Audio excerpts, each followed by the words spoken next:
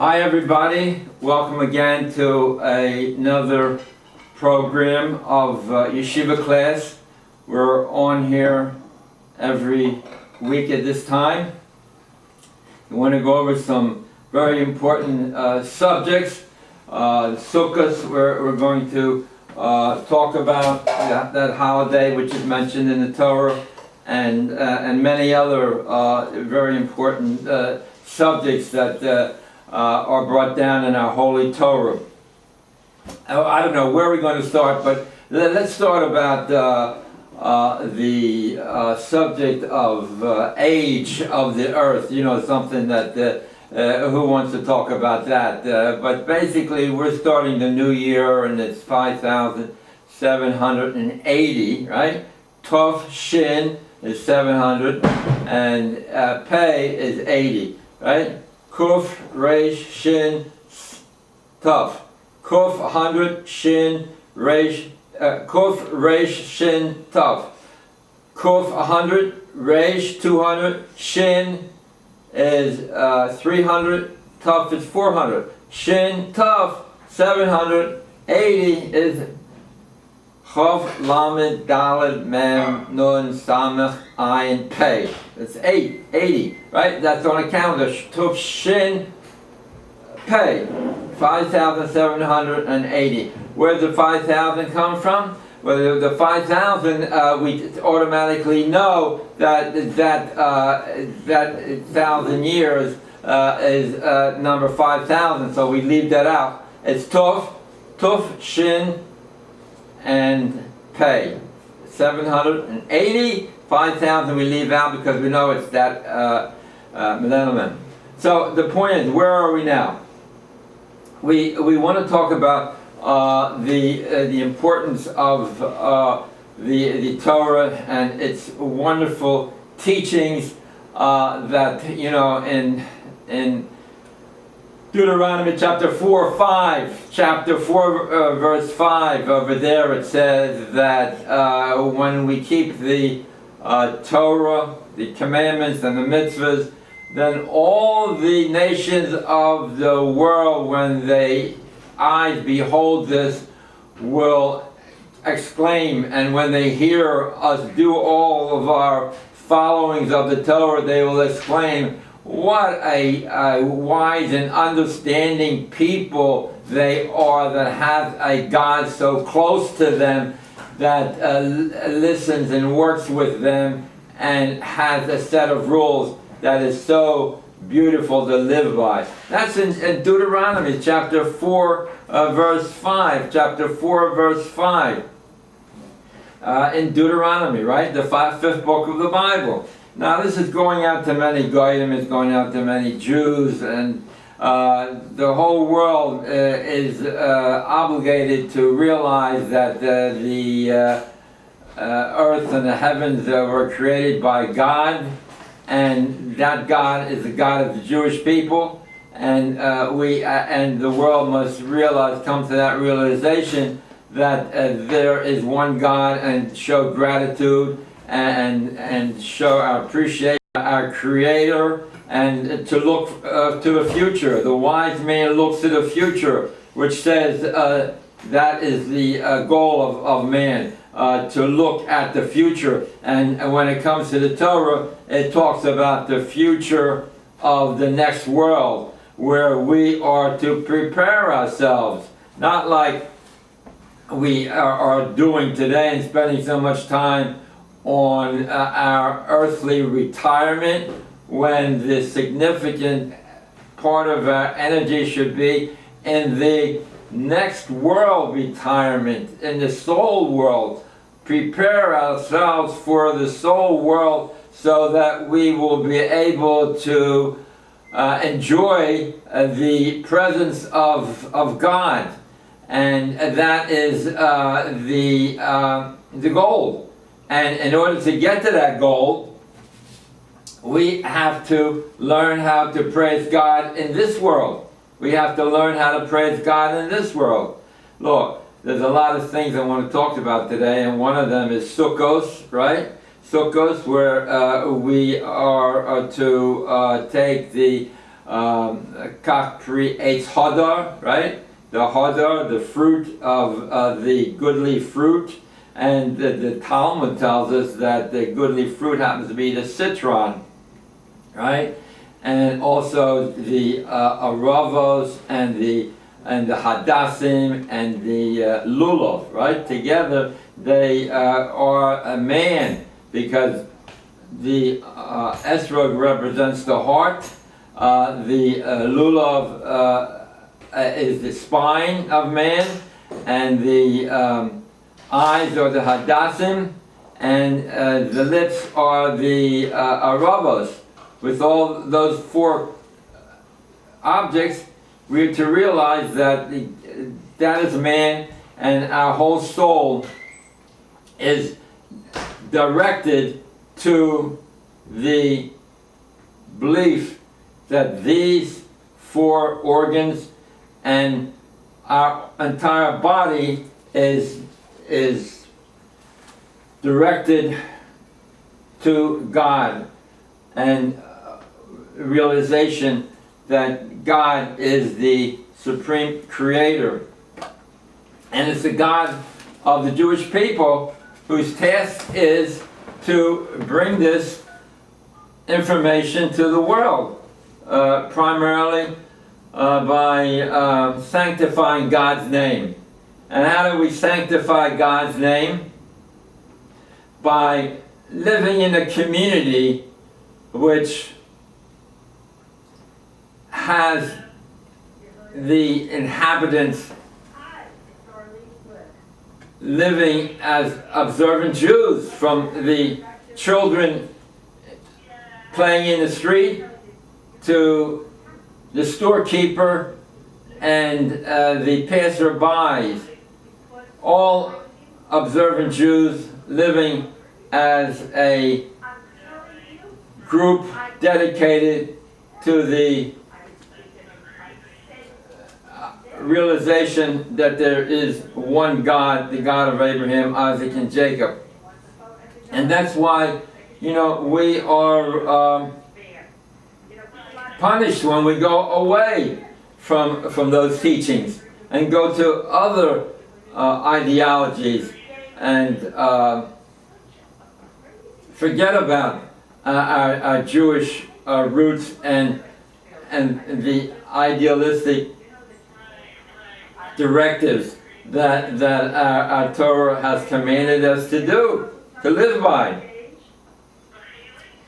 And it's, you know, before I forget, I want to show you the encampment. You know, the Jewish people were in the desert for 40 years, and as explained in the book of Exodus, the second book of the Bible, we were to encamp, our forefathers were to encamp around the Mishkan, the portable tabernacle, right? And these are the three tribes that are situated around the Mishkan. And each tribe has a entrance to the Mishkan, guarded by the Leviim and the Kohanim, who performed the different articles, the different sacrifices that were brought there.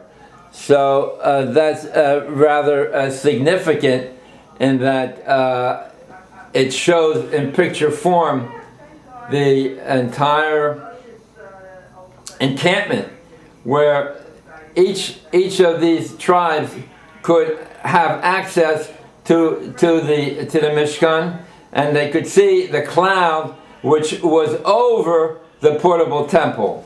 We see the cloud that was over the portable temple, and when the cloud moved, we in the encampment packed up and moved with the cloud, and the cloud settled, and that's when we would disencamp and come back to another encampment. following the Mishkan, the portable temple, and everything was wrapped. Everything was wrapped up, including the Mishkan and its articles there. So where were we? He said, yeah, so that's what we do in the Sabbath services. V'nuchas Yomar. When it rested, he would say, V'nuchas Yomar, when it rested, when the cloud rested, he would say, dwell with the myriad of thousands, the 10,000s of thousands of your people, the Bnei Yisrael. When the encampment settled, arise and encamp amongst the myriad of thousands who await you. And this is what we say every time we take out the Torah from the ark, and when we return it, we say the same words as that which was said in the desert, that which was said in the desert when the cloud settled. And we know that there are,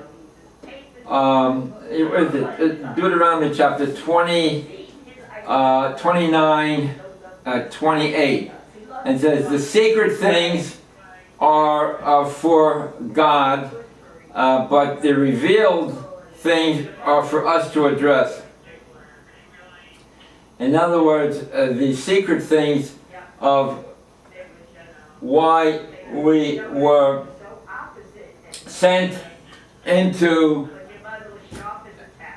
the desert for 40 years was for us to learn the significance of the Torah, which was given to the Jewish people.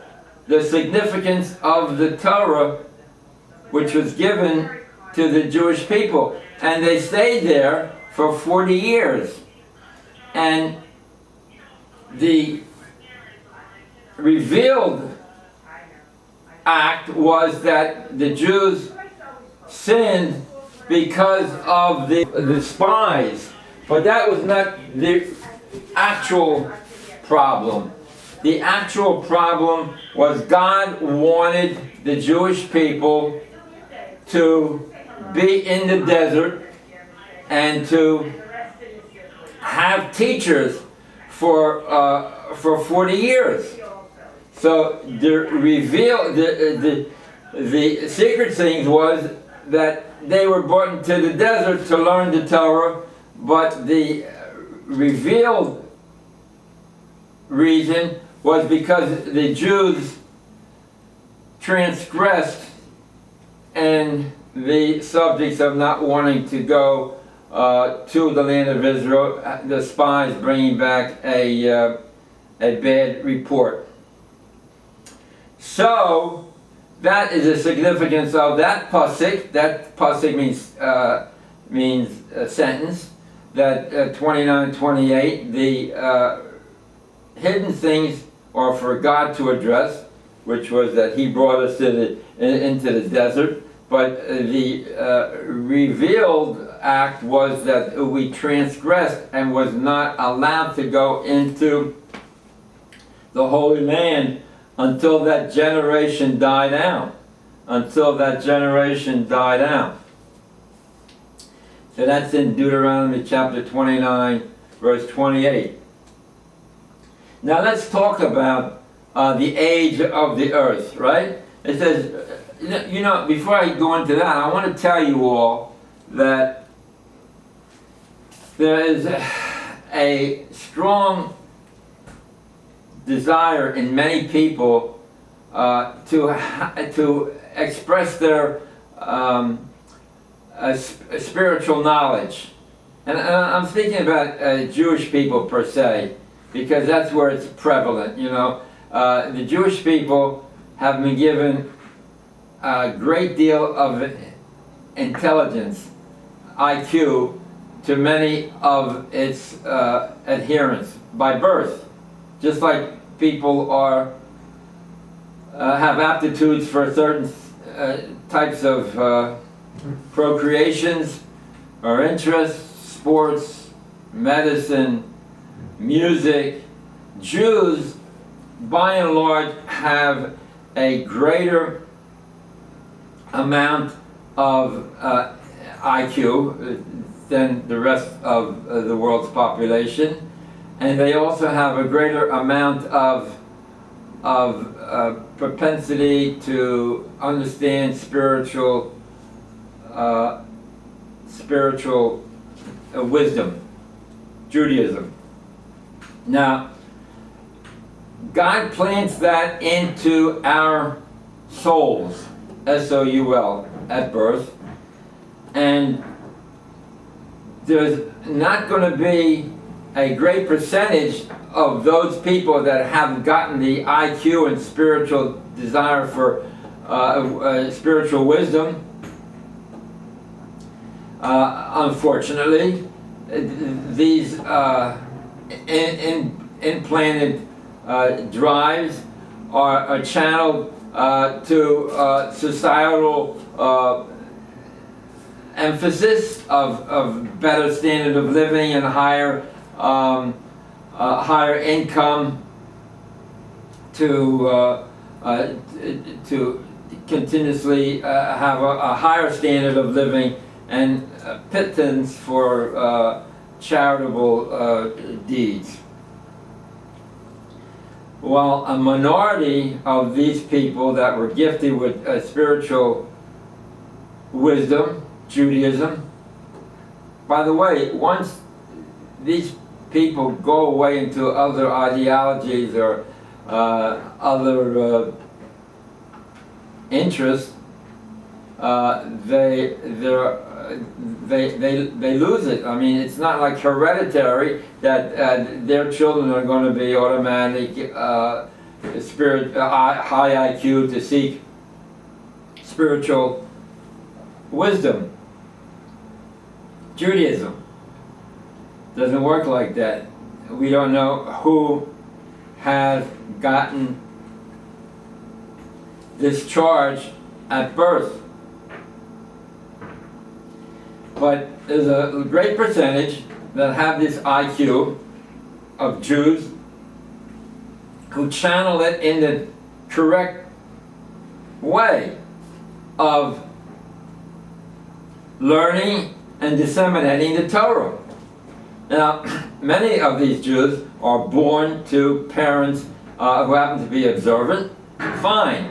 Some parents who happen to be observant, their children may have minus interest, minus inherent qualities of seeking spiritual wisdom and go off the path, and they need a lot more work, and even with the work that's put into them, they may not succeed in getting back to the important drive where, unlike other people who were born with this drive of spiritual knowledge, and they automatically followed excuse me, followed that drive. They become rabbis, and unfortunately, let me explain. They see the light and they see the importance of Torah and learning and realizing that is the most important commandment, because Talmud Torah, we say every morning, study of Torah is equal to all the entire list of other mitzvahs, the study and learning of Torah. Now, once they got these rabbis to become rabbis, I'm talking about Orthodox rabbis, that we're going to call them for the sake of nomenclature, as opposed to the other so-called Mickey Mouse rabbis, those demagogues who appeal to people's feelings and emotions, and say, well, this is the 21st century, USDA trumps the kosher, USDA trumps the non-kosher fish, the whole thing. They appeal to your emotions, to your ignorance. We're not talking about them, but we're talking about those rabbis, the Orthodox rabbis, that got that got the ball, that got the understanding, and they love it, and they just keep on doing more and more learning and speaking. But here's the problem. The rabbis are so enthralled with their discovery of the beauty of Judaism that they want to come out and stand up and in the classroom or in the synagogue and continue to preach and to talk and to say how beautiful it is. Great! But you have a classroom that doesn't have that quality of understanding the significance of that Torah. Some may have poor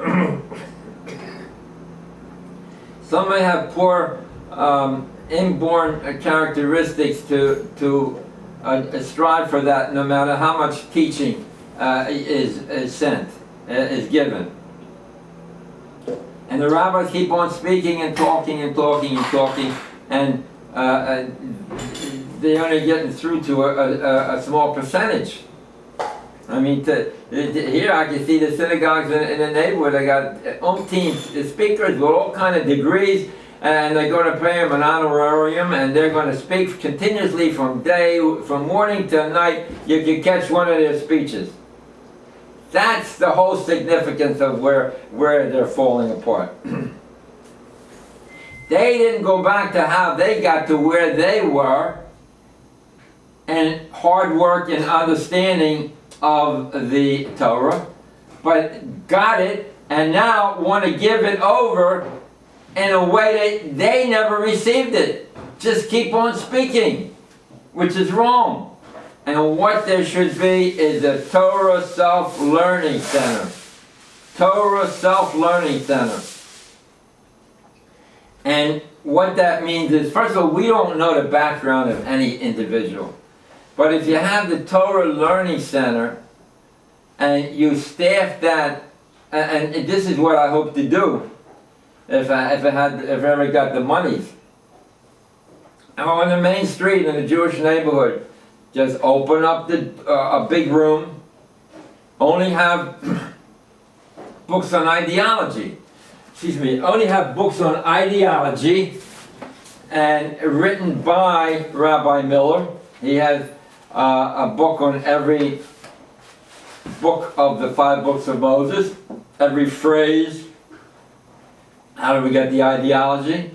He didn't get that by just thinking, but he got it from his teachers when he learned in the Slobodka Yeshiva, in Poland. Pre-war, World War II yeshiva. Slobodka, the town in Poland, they finally got there from after being driven out of all the other Eastern and Western countries, from Spain all the way down, and their teaching on ideology is very important because it's from Sinai. And he wrote it down in English. So that's why, I don't have the study room, but if I have a study room, that's what I would staff it with, books written by Rabbi Miller on ideology. And I would have Chumash, the Torah in English. Read this week's Sedra. Come in, how much time you have? Read the Sedra in English, the portion of the weekly reading in the Torah in English, do the ideology, and even if you're brave, you can take an art scroll Talmud in English. It's in English, very difficult, but it's so self-rewarding, so that's all I would have. Now, if you're really very far advanced, and you can come. Bring your own book. But we're only going to have those books that pertain to ideology by Rabbi Millers, Chumash, and the Torah, and the Gemara, which you can do yourself. Everything is self-learning. Self-learning. Because you got to prepare beforehand, you got to review afterhand. And not like these synagogues who are wasting your money. I'm talking about Orthodox synagogue, wasting your money to have speakers, pay them high honorariums to come and to speak the entire day of the Yontif. When you are the one that got to put in the time and the work and to succeed. And they don't get it. They do not get it. Look, if I have the money, anybody wants to contribute, you have my number, 280-0662. Leave a message if I'm not there. But we need a few $1,000s, and I would have it open. Open to anybody that would want to come in and self-learn so that we can show our gratitude to God, the creator of heaven and earth. So much for that subject. Torah, self-learning room, which could go throughout the civilized world and beyond, especially in Israel. Oh my goodness, what are we going to do? Now look, I'm trying to report on the teachings and workings of Rabbi Miller from the Slovakia Yeshiva, who got it from his teachers, who got it from Sinai. Now you know there's a prayer in the Sabbath services of Arachamim, and that was for the pilgrims. These are the Christian, the circa 1,000 who were ordered by the Pope to go to the holy sites throughout Europe and pray there at their holy sites where someone saw a vision or a saint appeared to them or whatever they were. And so they picked themselves up, and on the way they murdered Jews. They murdered Jews for no reason. So that prayer of Arachmin is the memory of them. And of course later on we had the Crusades, the Crusaders who were murderers on horseback, who before going to Israel murdered Jewish people. And then you have the Mongols who came all the way up into Hungary, and before that you had the breakup of the country of Israel, and they found themselves in the Mediterranean countries, and then they ruled by the Moors, and then the Christians took over, and then they had to leave. And we were punished. We were punished. Why? Because we were not responsible for one another in helping them attain understanding of Jewish teachings, Torah teachings. And that's what we say, Oleinu, in the last prayer in the davening every day. Oleinu Shabbat Adonai Kol L'Seis Gidul Yotze Bereishit Shelo Osana Kigoye Harotzos, who did not make us like the other nations, like the Goyim. Our lot is not like their lot. We are punished after we do a very few transgressions. And then we repent. Look at the book of Judges. It's the entire story over there. Is one judge, one shofet after another coming to help the Jewish people after they assimilated and integrated and went away from Torah. Who were the Othniel ben Kenas, Ehud, right? Right, and then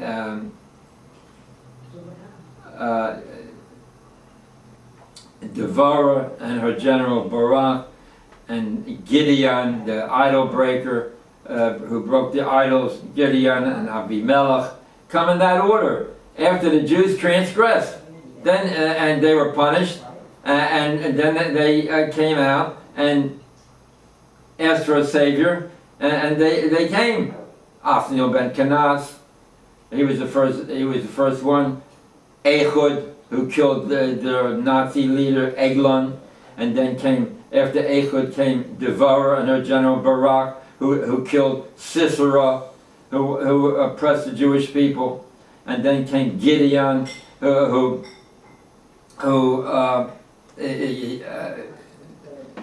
saved the Jewish people from defeat by the hands of Midian. He asked the Jews to come and volunteer in his army. 10,000 came, and he gave them a test to drink water from the stream. And those who cupped their hands to bring the water to their mouth were not accepted as a soldier. Only those that lay down and lapped it like a dog were chosen. And with 300 people, he beat the entire Midian army. It's prose, it's easy, simple reading. In Book of Judges, Shoftim, Judges, read it, it's so interesting. It's the Book of Judges, Shoftim, one of the 24 written books of the Bible. It's called Judges. I don't know what Judges means in English, but I mean it doesn't fit the leadership of those who came out and led the Jewish people to victory. But the point I want to make here is that since the beginning of time, when the Jews were accepted as the chosen people, they have had a tendency to stray, and therefore they were washed with soap and water with the punishments. But there was always a remainder that stood out and continued the ways of teaching and learning of Torah, like we do today. And that'll be the face, that'll be the color of the Jewish people, the Haredi, who spend all their time, when not working, learning, and not being involved with the Knickerbockers or the Giants or the Jets or the Mets or the Yankees, right? Oh, we gotta follow the Yankees, they're gonna win again. Is that our calling? Because that leads us into assimilation. A Jewish night at the Mets, well, what kind of business is that? To go waste your time, it's enough if you gotta watch it on TV, but go take a bus or a subway and go all the way down to and yell for 3 hours, when you could be saving the world and saving yourself by going into the Torah self-learning room. Yes, that's what I propose, self-learning rooms that should have a minimum of a few books, and not the speakers. You're continuously droning in on good stuff, but you don't have major league catching. The people that it's addressed to are minor leaguers. They're not able to handle those speeches. You don't know the background of your individuals who you're speaking to. No, you just speak. You don't know how, what level they're at. And that is why I point my finger at the organized Orthodox synagogues who are spreading those speeches continuously, as opposed to letting the people work, proposing a study room next to the gymnasium or instead of the gymnasium. Okay, so much for that.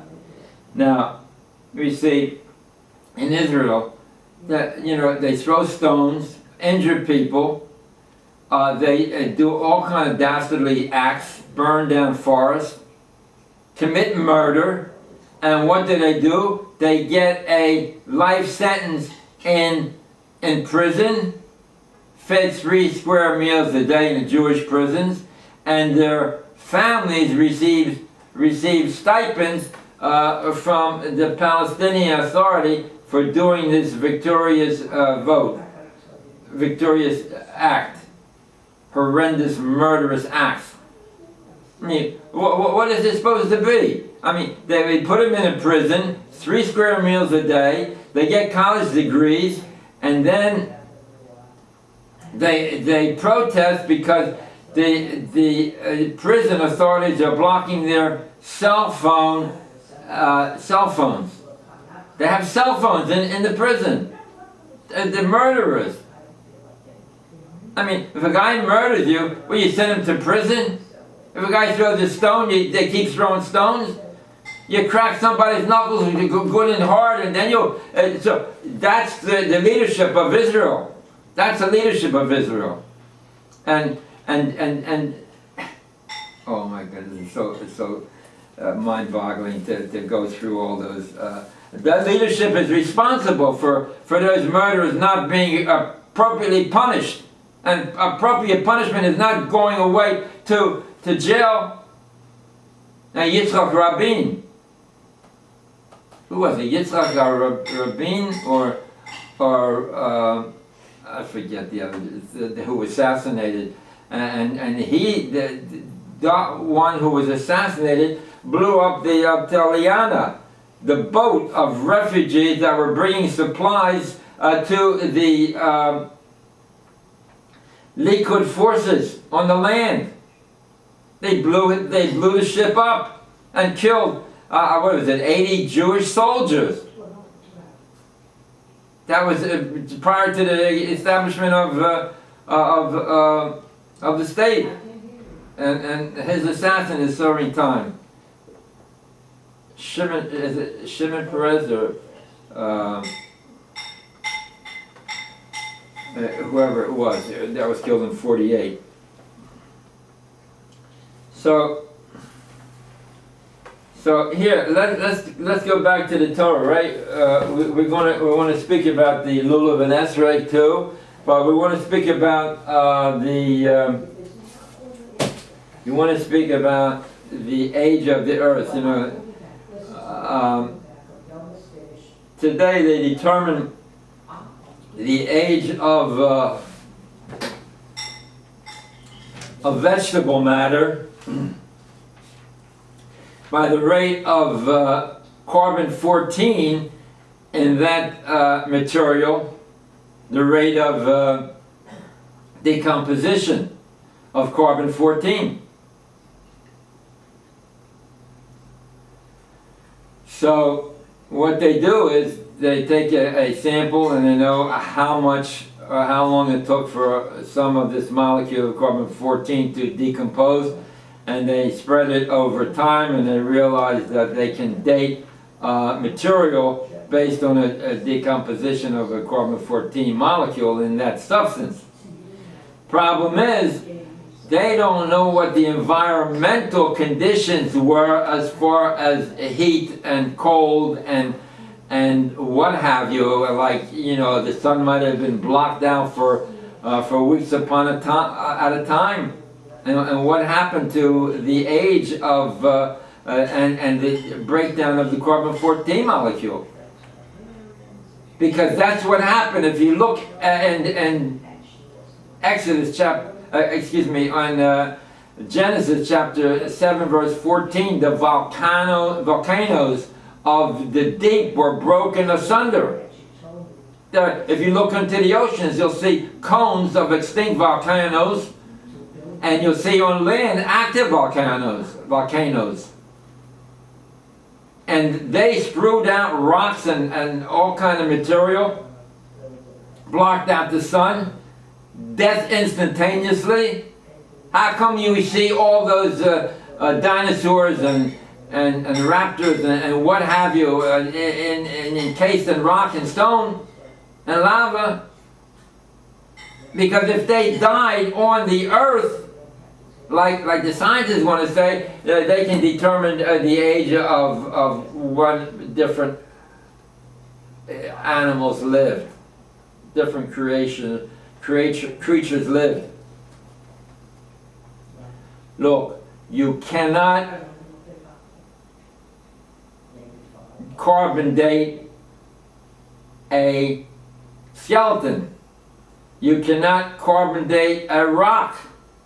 Yet the scientists, quote unquote, want to say, well, this rock is 100 million years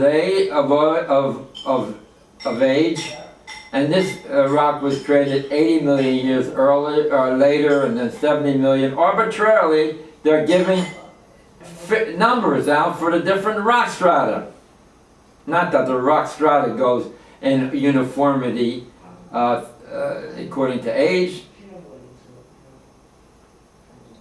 What they did is, you see, they found like rock that had no fossils in it, right? It had no fossils in the rock, so he said, this is oldest rock.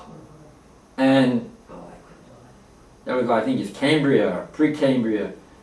So we'll classify it as 800 million, whatever they called it. And then we come to rock strata that has a lot of simple cells in it. Mind you, a lot of simple cells. Not that there were only simple cell fossils, but there were other more complicated, complex fossils also. What they did is they did away with the complex fossils, and said this had a lot of simple cell fossils, so this is going to be like 800 million years. And then they found rock that didn't contain so many simple cells, and they made that a younger age rock, and then and that so forth and so on. And so if they found a fossil in it, in that rock, they say the rock is 700 million years of age, which I arbitrarily determined, and therefore the fossil has to be 700 million years of age. Did you ever hear such nonsense and stupidity? And the world accepts it? The world accepts it? Now, the Torah is not a science book. It's not a science book. It doesn't go into details as far as the ages. All we know is that it says Bereshis, in a beginning. It might have been another beginning, or but we translate it Ha-Bereshis, in the beginning. God created the heavens and the earth, right? So, the heavens and the earth. Eis HaShemayim Yes Haaretz. Eis, with the heavens, he created the host, all the things in the heavens, and with the earth, he created the host, all the things on land, and brought them down in succeeding days. Now, the Jewish people were picked through Abraham, because look this up, 26:5. If you're just, I'm defeating my own purpose if I'm just going to keep on talking and you're not doing any work. It's like you're going to the synagogue and listen to it droning on and on, one speaker after another speaker. Look this up, chapter 26:5, Abraham in Genesis. Abraham realized, concluded there is a one God, creator of heaven and earth, through observation, realization, Ruach HaKodesh, and he came to that conclusion, and God said, 18:19, I know that Abraham will teach his children the ways of God. And if we got away, the ways of God, right? And in 29:11 in Deuteronomy, when they made a covenant not only with Abraham, but with all the succeeding generations after they entered the land of Israel, Canaan, that God given to them, as he promises today, that Trump gave us the Golan and all the maps throughout the United States embassies. The Golan is now Israel territory, it's Jerusalem. And now he said, I got the peace plan. P-I-E-C-E. Not P-E-A-C-E, but P-I-E-C-E. A piece of the land I'm going to now give to the Arabs that God gave to the Jews. So what did he do? Elections. No one victor. The country is in limbo. The peace plan can't be given. Everything is from God. Everything is from God, right? And when it says over there, 29:11, Deuteronomy, check it out. You are passing through the covenant with the imprecations, with the curses that I put on it. We were given the warning that if we went astray, we will be punished. And that's what happened in the Holocaust. We went astray big time. They threw away the Torah. They threw away the Yeshiva, and it said communism. We're all together. We all to be one people. But then they start throwing. They still were Jews, and the nationalists, the religious said, "Hey, we're getting punished too." So they went to Israel. They Chalutzim, build the land without any Torah. That was a big time exodus, a big time revolt prior to World War II. And we were given afflictions. Even though the afflictions were great, we were still to stay in tune. Why do we need afflictions? What are you going to do in the next world besides praising God, which is so rewarding? We're going to live out in color all the times that we stood strong in keeping the Torah, and keeping the commandments, and living by the Torah. So, we gave you a lot of stuff to digest over here. Now, I'm talking from the 5 towns, and the prices, you know, you get the chickens, and you have $3.39 a pound. $3.39 a pound for chickens.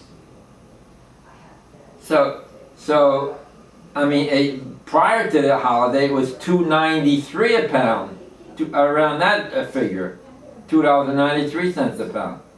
In small type, it's written now, if you look carefully.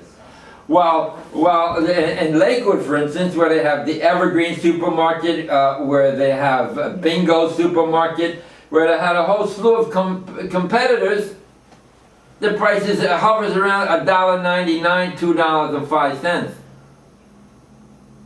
Now something's not right. Something is not right. This is customer service. I went to I have my shoes repaired, half soled, and it was $3 and $4 for a pair of shoes that I resold. That's kind of expensive. I went to a place that is a couple doors up from Reuven, the hair cutter on the barber on West Broadway, and the guy was $2. As opposed to the man charged me $40. Is it $40? Is it for the half sole? Well, I went to this Russian guy a couple doors up, $20. $20. Right? $20 to half sole shoes. Other wanted $36, $37. Okay, so you know, in 28:47, Deuteronomy says, if you live outside the land of Israel, you'll come to worship idols. Well, I'm a strong guy. I'm not going to worship idols. But you see, we live in America here.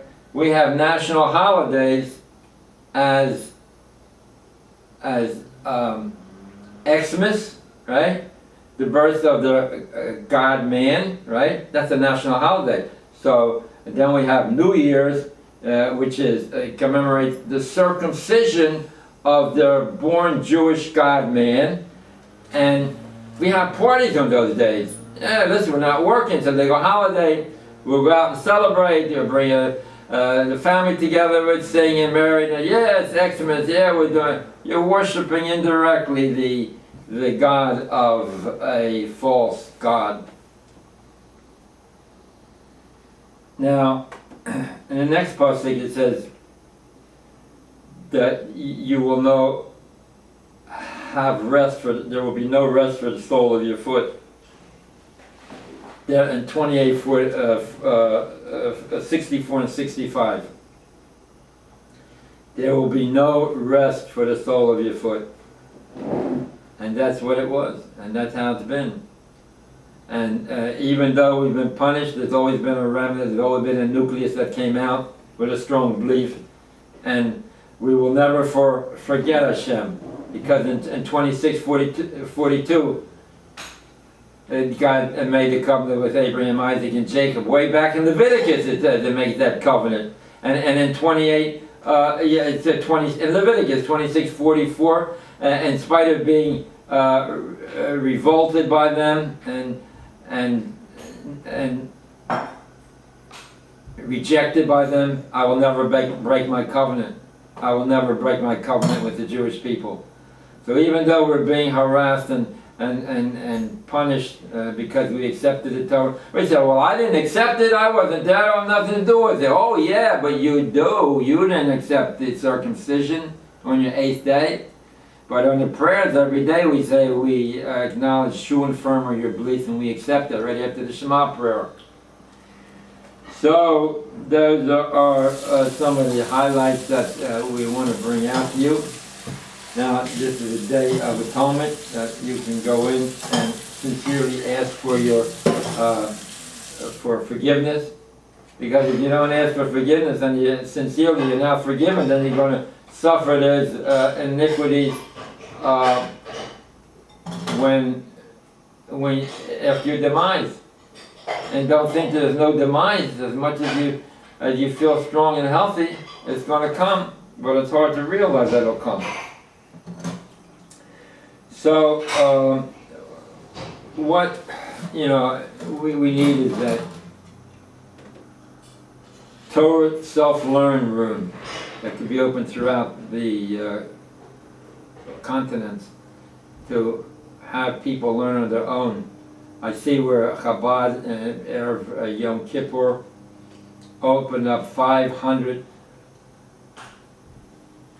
tent synagogues for people to come and never ask a fee, even in America. You can go to Chabad, Chabad. And to those goyim out there, you convert sincerely.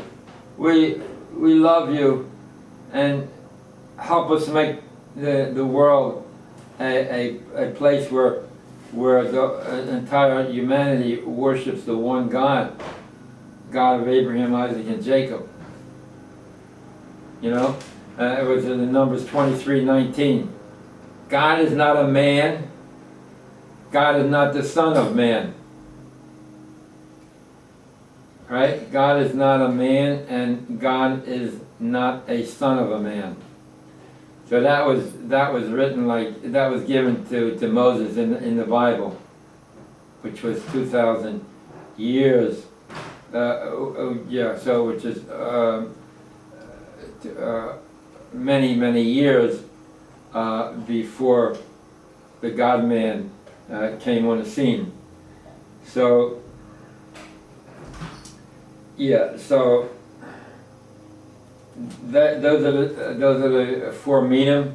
It says to dwell in the sukkah 7 days, and also to take these 4